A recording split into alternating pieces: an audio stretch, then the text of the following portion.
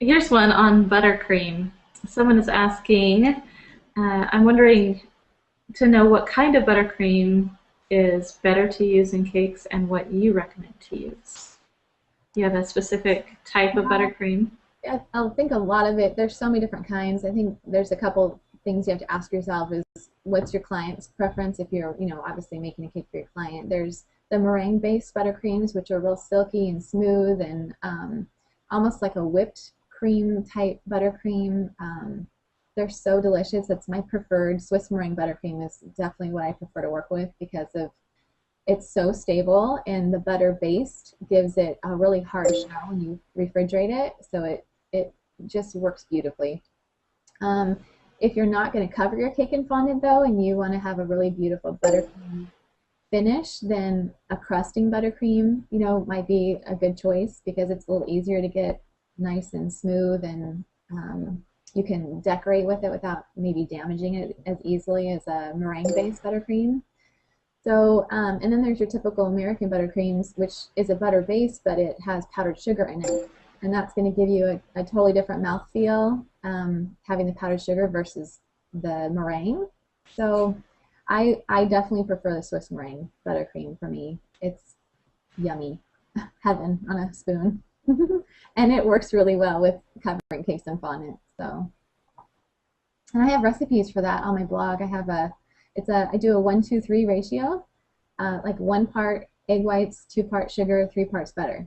And so I can use that ratio if I want to make a giant batch or a small batch. It's all the same. You start with your egg whites and then you just double it or triple it for the amounts for your sugar and your butter.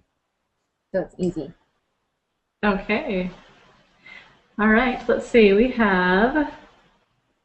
Here's a question, and I think that your Craftsy video answers this, but I want to make sure. Rebecca Barrera asks, do you make your own fondant, or is there a particular brand that you use? So I do make my own fondant, and a lot of it's because of cost savings for me and my family. And but now that I've made marshmallow fondant and I've kind of perfected the recipe that works for me in my area, I love it, especially after the failure I had recently with the commercial fondant. It made me just love my marshmallow fondant. So it's real elastic. It covers beautifully. There's definitely a little bit of a learning curve with it, and also it's real sensitive to humidity. So it's definitely not a fondant that is for everyone everywhere. So if you've got a real humid climate, it's probably not the best option to use a marshmallow fondant. But I'm in Oregon, and it's real mild here. Although we do have humidity, it's not a big deal. So I loved it. I loved working with it in Colorado when I was there for the Craftsy class. Colorado is amazing. It's so dry. I could make beautiful cakes in Colorado.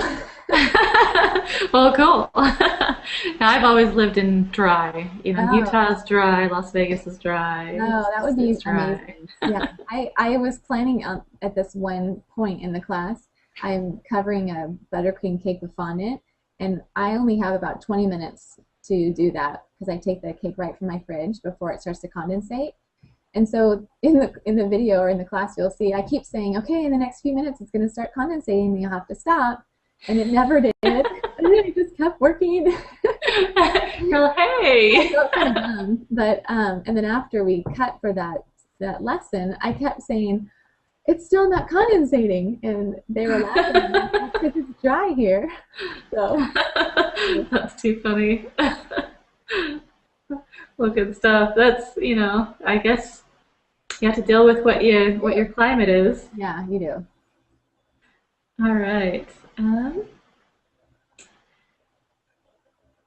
Oh, here's one. Kathy asks, what other program would you suggest to design with if you don't have AutoCAD? That's a really good question. I get that question a lot. I would actually love to create a cake design program. Oh, that would be really cool. Anyone is out there who wants to help me create a cake design program? I love working with AutoCAD. It really is easy. The program itself is ginormous, so it's not, you can't use it, but if there was some program like that for cake decorators, it would be phenomenal. I am not familiar with any other cake design program. I do use Photoshop though. I think once you establish maybe some templates, if you're familiar with Photoshop, or I know that my friends who are graphic designers use Illustrator.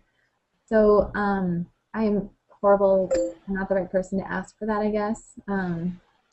Chicken scratch is always good, you know. Yeah. Maybe creating some templates that are, that you create in pen, and then, photocopying those and using them to design the cakes within pencil or colored pencil on top of those templates. Might be a good idea. There's also, I know that on Cake Central, there's a huge section for templates, where people have actually, either with computer drawing or hand drawing, they've uploaded templates there for different kinds of cakes, or shapes of cakes and sizes of cakes. So Cake Central might be a really good resource where they're already done. They've already been created that you can kind of use for your own hand drawing maybe. So sorry, not a good answer there. Well, it's an answer though.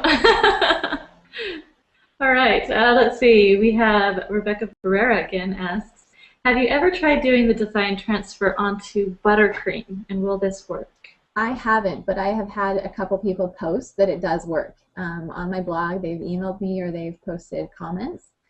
As long as the cake is really cold, and it's, again, a butter-based cake that you can put in your fridge and get that nice hard shell on, it should work perfectly, just like you would normally transfer a fondant design onto a buttercream cake. It works the same way. So yeah, from what I haven't done it, but from what I've heard, it does work. Yes. Okay. You might have to be a little more careful peeling it off, maybe. Yeah, you might be a little slower, and more careful pressing that pattern on the buttercream, because you don't want to push it into the buttercream. So, but I think as long as your cake is really cold and you do it right from the fridge, I think that natural condensation too of that buttercream coming out of the fridge is really going to help keep that fondant stuck on the cake, and having it be so hard is going to prevent you from maybe sticking your finger in it, or sticking the design in it too far, because it's so firm. So I don't see there being any problems with actually doing that. I think it would work great. Yeah. Okay, great. All right. All right. Lucia Byers asks, she says, I'm sorry I did not get the beginning of the tutorial. How did you attach the chevron pattern to the wax paper? Did you brush the paper with shortening? I used to use my fingers, and I kind of put it about as much as you would be coating a pan. Like if you want to bake something, in a cake pan, you coat it with shortening or butter. It's the same. You don't want to put a ton of it in there, but you want a nice even coat, on the wax paper. Okay. So that it won't slide. Right. And it won't, stick too much, that kind of thing. You're just putting enough on there to get it to stick, but not to, yeah. And another thing is you don't want to leave your design on the Crisco very long. So if let's say you lay out your whole chevron, and then, the baby's crying, or you decide to go out for coffee with a friend, I don't know, but you can't leave it there for very long, because it wants to absorb that Crisco. And so the longer it sits there, the more it's going to absorb that shortening into the material, and the less sticky it's going to become on your wax paper. Okay. And then it could fall off. So. Yeah, and you don't want that. No. I've had that happen. So no, it's no fun, because you have to start all the way over again. Okay. All right. Let's see. We have Christy asks, is the design cut out with an Exacto knife? Yes. In fact, you can use a scalpel on Amazon. Elisa Strauss actually talks about that in her class. You can buy scalpels on Amazon, and they have this super tiny little tip on them, and their razor obviously super, super sharp. So those, or I use a number 11 blade on my Exacto knife, and the number 11 blade is also a really thin point, has a really thin point on it. So when you're cutting out your designs, you can get a really intricate cut that's done really well. And just remember to change your blades a lot. I think that's probably one of the biggest issues with clean cuts is to be good about changing your blades often, with every cake project even. Cool. Yeah, having a sharp blade, and especially cleaning off the gunk, that's, Yeah. You got to have a nice clean blade for a nice clean cut. All right. let's see. Oh, and just for all of you that are listening in, I know that we still have a whole bunch of questions, but if you want to get your question answered and you're not sure what how to get your question in, there's an ask a question spot. If it's not there, refresh your screen and that'll be there.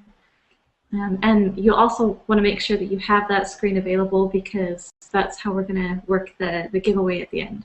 So just make sure that you have your screen refreshed enough so that you have that ask a question at the bottom. Okay. Let's see. Jillian Williams asks, oh, I guess it's the same question. Sorry, how did you cut out the actual design? Let's see. All right, when you use this method with letters or intricate or word designs, do you print your design reverse? Yes. So Okay. when you're laying it down, that's a great question. When you're laying it down, your design is going to be whatever's laying against your countertop is the front. So when you go to flip it up on the cake, that's the whatever's sticking to the wax paper is what's going to be seen from the front. So you do need to make sure and double check and triple check that the way that you've laid your design out, it needs to be backwards if you're going to do lettering and stuff, so that when you flip it over, it comes out correct. I think it's backwards. It is opposite though. It's either mirrored or it's backwards. I'm trying to figure out which one it is now. But yeah, it's not normal, so it won't be. Yeah, you have to do it like opposite. Yeah. Right. Yeah. So that when you put it on, it's yeah. Okay. Yeah, All because right. it'll mirror it, I think is what it does. Because if it's this way on your cake, it's going to end up going backwards like this. So, yeah. Okay, we have someone say, says, I love your cakes, so beautiful. Can you please share how you get such a clean edge on the bottoms of your cakes? So I show that in the class too. That's why I love those single edge blade razors. I put my cakes up on a pedestal or something that's smaller than the diameter of the cake. And I get that blade in there and I put that blade around the bottom of the cake so that you've got a really precise cut. And then I'll take it off that pedestal and put it back on my work surface and continue to work on it. So, but getting it up off your counter is the trick for that. And getting it onto a smaller surface so that you can get underneath the edges of that cake, that's the trick. All right. Okay, here's a question from Sylvia. Sorry. From Sylvia. She says, your wax paper technique is great. Will the shortening leave a shine on the chocolate? Do you do anything in order to achieve a nice matte finish? Also, do you have a favorite recipe for the modeling chocolate? So it does leave, the shortening does leave a satiny finish on your cake. The longer that it sits there, the more it absorbs and the less satiny it looks. And also, depending upon the color, if it's a dark color, it's going to look a little bit more shiny than a light color would because it just reflects more light. But after I put my design on and I peel that wax paper off, I will use a little tissue or a Kleenex or a Q-tip and go around and kind of buff that out. After I know that the design is set and it's not going to move around, you can wait a little while to do that. And the more that you wipe it and the more that you kind of buff it out, then the less shiny it is. So, but it does, I don't know if you could call it matte. It's more of like an eggshell, real, more of a satin finish is what you end up getting. It's, I actually really like it. It looks really clean because there's no cornstarch, there's no fingerprints. It really makes the finish look really beautiful. Okay, perfect. Let's see. We'll have to pick just one or two more questions and then we'll have to be done. So let's see. Here's a good one from Kelly. Where do you purchase the acetate sheets that you use for your fondant? So I purchased mine in an art supply store here in town. They have acrylic or polyester or acetate sheets. The thickness, hold on, one second.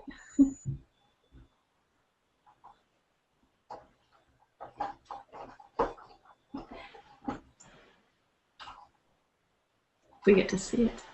Okay, so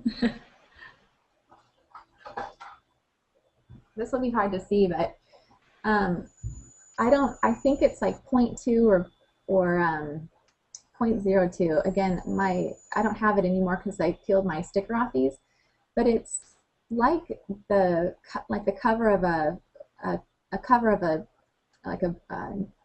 report, like a report cover. That's what I was trying to think about. So it's bendable, but it's nice and stiff. And the great thing about it is that you get the straight edges, which my fondant smoothers have the rounded edges. So for me, the straight edge is really key. And whether you use an acrylic smoother, there are some smoothers out there that have that straight edge. It's just that straight, flat edge that you really want. So I found mine in an art supply store. There's actually a link in the course materials or the class materials for an online company where you can get them from. They've been out of stock for a while. I think when I first posted my video on YouTube months ago, they went out of stock really quickly. In fact, they sent me an email that said, "Hey, thanks for sending people my way." So I'm not sure if you can still get it from that company, but there's a link in my blog for the sheets, and then the info also is in the class materials too. So, or like I said, your art supply stores should have them, for hobby stores even. So I just call around. All right, perfect. The name of the video, by the way, for all of you, is Clean and Simple Cake Design. So that's the video. And now you guys all know where to go to get it, because that's where you go to get it. And so yeah, I definitely think you guys should go and get this video. I'm going to, because there's a lot of stuff in there that I want to find out, especially those 3 techniques. There's this one, and then you said 2 other different methods of. So yeah, I have actually used this method that Jessica has shown us. I've used this, and I love it. I think it's awesome. So I can't wait to see what else you have. So yay! Yay! Well, so thank you so much, Jessica. This is fun. I love to share and love to help you guys out. So it's fun for me to be able to do that. So thank you. Yes, thank you. Thank you so much. And for all of you guys out there listening, we will be doing our regular scheduled CakeFu training next week also. So, boy, we're going to just have some fun here. We've got lots of it coming. All right, so I guess we will see you guys all next week. Congratulations, Jessica, on your craftsy videos. I hope they do well for you. And I guess I hope to work with you another time. It's been really fun. Thank you. I appreciate your time. Thanks, everyone. Yeah. Okay, bye. Bye.